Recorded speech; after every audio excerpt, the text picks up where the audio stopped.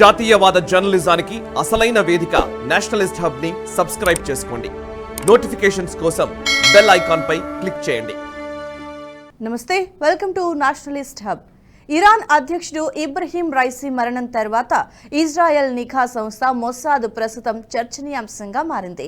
Raisi మరణం వెనుక ఖచ్చితంగా మొస్సాద్ ఉండొచ్చనే అనుమానాలు రోజురోజుకి బలపడుతున్నాయి. అయితే మొస్సాద్ నిజంగానే రైసీని చంపి ఉంటుందా? ఒక దేశాధ్యక్షుడిని చంపేంత శక్తి ఇజ్రాయెల్ నిఘా వ్యవస్థకుందా? రైసీని చంపాలంటే ఎంతో గోప్యత అవసరం. విషయం కాస్తంత బయటకు పొక్కిన మిషన్ పూర్తిగా ఫెయిల్ అవుతుంది. రైసీ మరణం వెనుక మొస్సాద్ ఉందన్నది నిజమైతే అమెరికన్ సిఐఏకు సైతం సాధ్యం కాని గోప్యత మొస్సాద్కు ఎలా సాధ్యం అనేది ఇప్పుడు తెలుసుకుందాం. మొస్సాద్ నిఘా సంస్థకు అంతర్జాతీయంగా చాలా గుర్తింపు ఉంది. ఎన్నో ఆపరేషన్లను పకడ్బందీగా నిర్వహించి ప్రపంచంలోనే పటిష్టమైన నిఘా సంస్థలో మొదటి స్థానంలో నిలిచింది.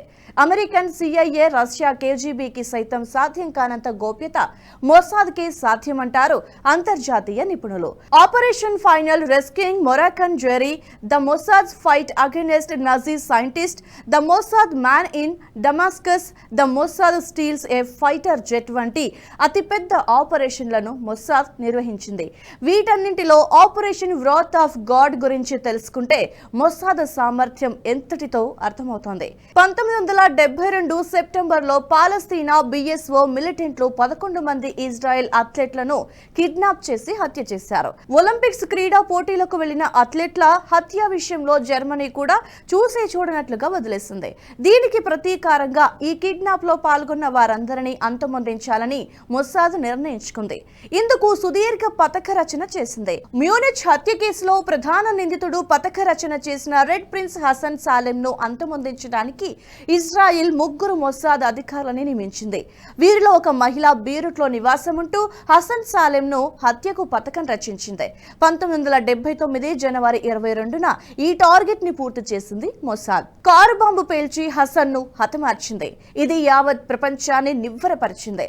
ఇజ్రాయెల్ కు హాని చేసే వారిని మొస్సాద్ ప్రపంచంలో ఏ మూలన ఉన్నా కూడా వదిలిపెట్టదనే నిర్ణయానికి వచ్చేలా చేసింది. అయితే మొస్సాద్ ఇంత పటిష్టంగా తయారు కావటానికి కారణాలు అనేకమున్నాయి. ముఖ్యంగా ఇజ్రాయెల్ ఏర్పాటే ఈ నిఘా సంస్థ పటిష్టతకు కీలకంగా మారింది. ప్రపంచంలో యూదులను అన్ని దేశాలు ఊచకోత కోసాయి. హిట్లర్ వంటి నియంతల నుంచి చిన్న సామ్రాజ్యపు అధినేతల వరకు యూదులను ఎక్కడా వదిలిపెట్టకుండా చంపటానికి ప్రయత్నించిన వారే. భారత్లోని గుజరాత్ తీరంలో కొన్ని ప్రాంతాలు, దేశంలో అక్కడక్కడ కొన్ని ప్రాంతాల్లో మిగిలి ఉన్న యూదులకే ప్రస్తుతం ఇజ్రాయెల్ వంటి చిన్న దేశం దక్కింది. అప్పటి వరకు వారిపై జరుగుతున్న అరాచకాలను తట్టుకొని నిలబడ్డ చిన్న సమాజం యూదు సమాజం. అందుకే వారిలో తమను తాము కాపాడుకోవాలనే భావన గట్టిగా బలపడింది. 1948లో ఇజ్రాయెల్ ఏర్పడిన వెంటనే తమ దేశ రక్షణ వ్యవస్థను పటిష్టం చేసుకున్నారు. దేశం ఏర్పడిన ఏడాదికే నిఘా వ్యవస్థ సైతం ఏర్పాటైందంటే రక్షణ పరంగా వారికి ఉన్న అవగాహన అర్థం చేసుకోవచ్చు.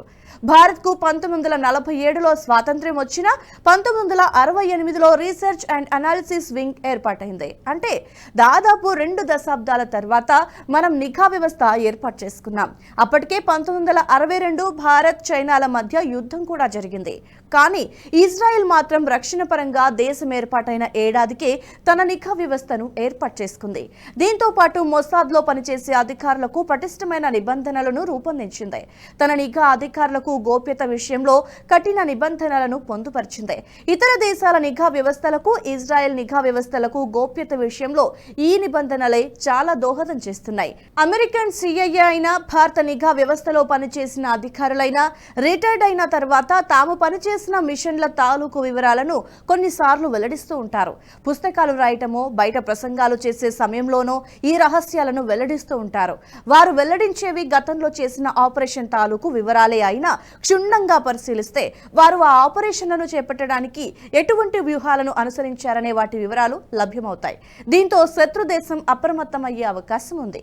ఎన్నో ఏళ్లుగా కనిపెట్టిన వ్యూహం తాలూకు వివరాలను శత్రు దేశాలకు వెల్లడించినట్లుగా అవుతోంది. అందుకే ఇజ్రాయెల్ ఈ ప్రమాదాన్ని ముందుగానే పసిగట్టింది. అందుకే మొసాద్లో పనిచేసే అధికారులు తమ ఆపరేషన్ తాలూకు వివరాలను ఎట్టి పరిస్థితుల్లోనూ వెల్లడించారు. సమాచార గోప్యతకే మొదటి ప్రాధాన్యతని ఇస్తారు. ఒకవేళ ఎవరైనా ఇటువంటి విషయాలను వెల్లడిస్తే ఆ దేశంలోని నిబంధనల మేరకు సదరు మాజీ అధికారిని అంతమొందించే అవకాశం కూడా లేకపోలేదు. దీంతో పాటు ఇజ్రాయెల్ ప్రభుత్వాల వల్ల కూడా ఆ దేశ నిఘా వ్యవస్థ పటిష్టతను సంతరించుకుంది. ఆ దేశంలో ఎవరైనా కూడా 1 ఏడాది ఆర్మీలో పనిచేయాలనే నిబంధన ఉంది. దేశ ప్రధాని అయినా కూడా 1 ఏడాది ఆర్మీలో పనిచేయాల్సిందే అనే నిబంధన ఉంది. దీనివల్ల ప్రతి ఒక్కరిలో జాతీయ భావం ఎక్కువగా ఉంటుంది. అందుకే దేశ ప్రధాని ఎవరూ ఉన్నా కూడా ఆర్మీకి మొదటి ప్రాధాన్యతని ఇస్తారు. ప్రభుత్వాల ఒత్తిడి సైన్యం పైన నిఘా వ్యవస్థలపైన పడకుండా జాగ్రత్త పడతారు. భారత్ లో అంతర్జాతీయ నిఘా వ్యవస్థ రాపై ప్రభుత్వాల ప్రభావం ఎక్కువగా ఉంటుంది. ముఖ్యంగా భారతదేశానికి 12వ ప్రధానమంత్రిగా ఇందర్ కుమార్ గుజ్రాల్ పనిచేశారు. దౌత్యవేత్తగా పనిచేసిన అనుభవం ఉన్న ఐకే గుజ్రాల్ 1997 ఏప్రిల్ నుంచి 1998 మార్చి వరకు ప్రధానిగా కొనసాగారు. అతని హయాంలో రా ఆపరేషన్స్ పై కీలక నిర్ణయం తీసుకున్నారు. ముఖ్యంగా పాకిస్తాన్ లో రా ఆపరేషన్స్ పూర్తిగా నిలిపివేశారు. దీనికి ఆయన ఒక కారణాన్ని కూడా చెప్పారు. పొరుగు దేశాలతో సత్సంబంధాలు ఏర్పరచుకోవాలంటే ఇటువంటి చర్యలు తప్పనిసరి అని ప్రకటించారు. ఇతర దేశాల్లో గూఢచర్యం చేస్తే ఆ దేశాలతో మైత్రి సాధ్యం కాదని అన్నారు. దీంతో ఇది భారత్ కు అతిపెద్ద యుద్ధాన్ని తెచ్చిపెట్టింది. రాజకీయ కారణాలతో దాదాపుగా ఏడాది కాలంగా పాకిస్తాన్ లో గూఢచర్యం నిర్వహించలేదు.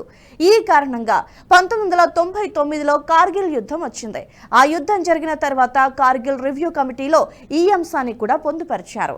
పాకిస్తాన్ లో రా తన ఆపరేషన్స్ ను మూసివేయటం కూడా ఈ యుద్ధానికి కారణమని తెలిసిందే. ఈ విధంగా భారత్ లో లాగా ఇజ్రాయెల్లో మొస్సాదుపై ప్రభుత్వాల ప్రభావం ఉండదు.